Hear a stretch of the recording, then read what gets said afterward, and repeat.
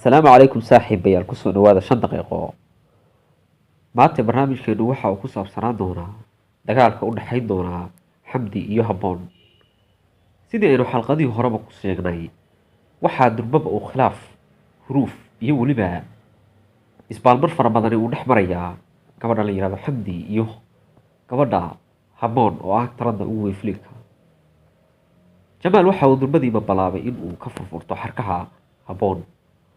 waxa ay u muuqataa inuu xarkaha la xiran doono Xamdi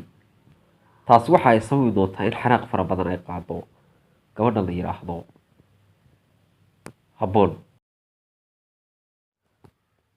haddaba dagaalkani noocee ayuu noqon doonaa sidii aynu hore u sheegnaba Jamaal waxa uu ka tagi doonaa Xamdi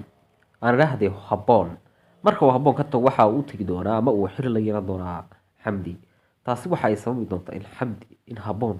ay dagaal qaraar ku qaado Habboon dagaalkaasi wuxuu noqon doonaa mid gacanta la isku tago mise mid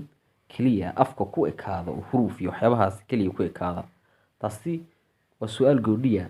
balse marka hore Xamdi waxa ay ka xanaaqi doontaa arrintaasi waxaana ay u badan tahay in maroon ay dagaal foolka foola oo gacanaha la isla tago dhex mari doono Xamdi ka hor inta aan Habboon loo sheegin inaan la dhalin oo cidii dhashay aan la aqoon loona sheegin inay raasato waxa ay dagaal qaraar kala hortagi doontaa amaba uga hor imaan doonta Xamdi